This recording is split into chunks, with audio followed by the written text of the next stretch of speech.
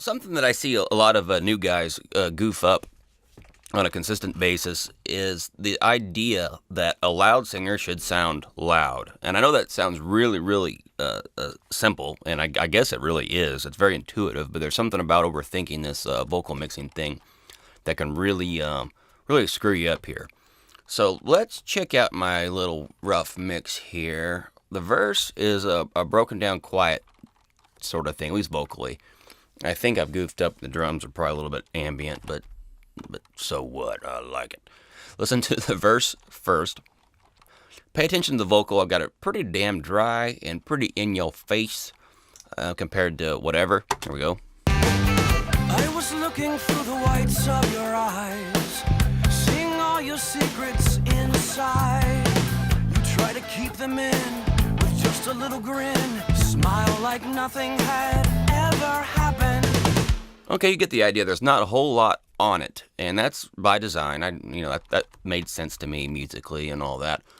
Now let's fast forward to a chorus here, and our singer is going to dig in quite a bit more heavily. And you can tell just by looking, I compressed the hell out of it on the way in, so he probably surprised me.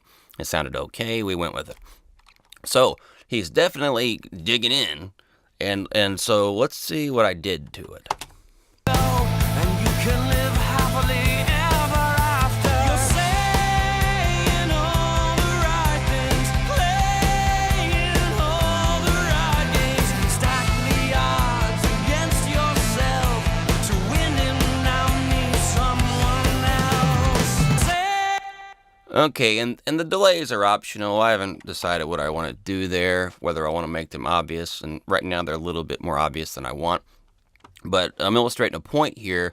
Let's solo it first off and hear the effects I've got on there. And I'll solo the verse as well. Listen to the very end. It's not a mystery, so let's just let it go, and you can live happily ever after. You're saying all the right things. You're saying. Okay, so again, ignore the delays, I guess. But the point is, our singer guy digs in, and he goes, wow, we're going. Well, if you do that in a real room, it's pretty clear what's going to happen if there's any ambience at all. The dry vocal or the quiet vocal will sound, here I am. And then when you get real loud and all that business, the room opens up. Now, I don't know if I've chosen the right room and all that business. That's another story. Like I said, this mix isn't finished, but I wanted to at least talk about the concept. So what I've done here, I've got Reverence, is a PCM 60 impulse of a Lexicon, PCM 90 actually. And then I got our delay thing.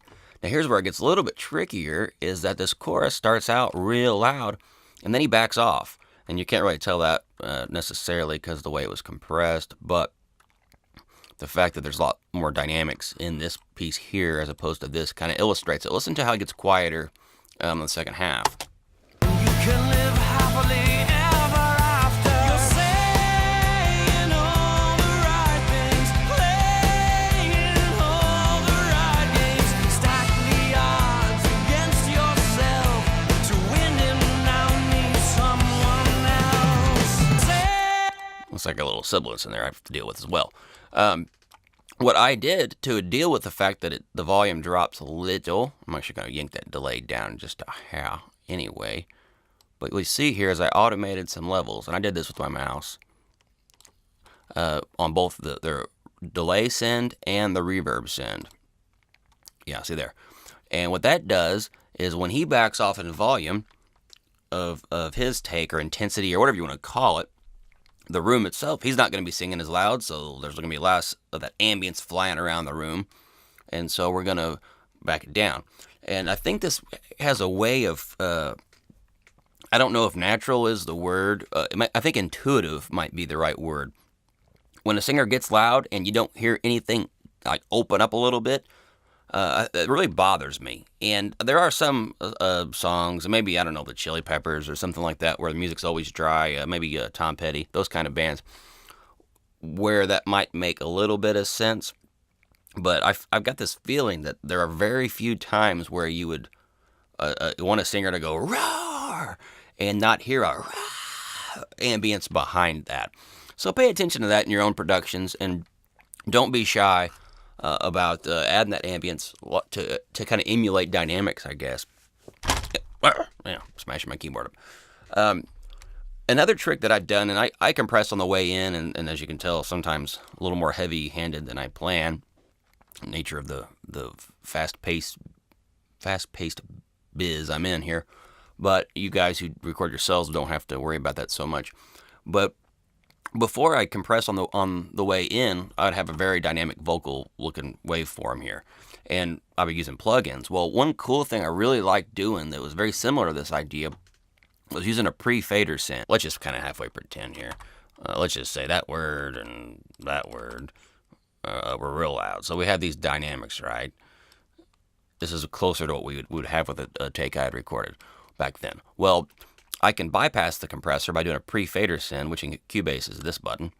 And it says, ignore all those stupid inserts, let's just take the real deal.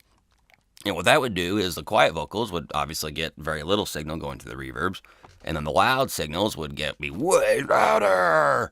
And when that does that, it could be a really strong effect, and you can really add a sense of power and authority to a vocal when it goes roar, and you get that extra thing. So not only do you have the volume, but you also have the size, kind of an exponential synergy kind of thing going on. So that's another way to go for you guys who aren't compressing hard on the way in. So anyway, make sure your reverbs, or at least take a look and see if your reverbs or space in the vocal matches the intensity of the take.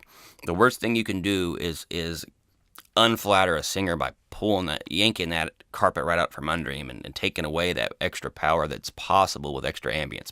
All right, guys, thanks. Bye.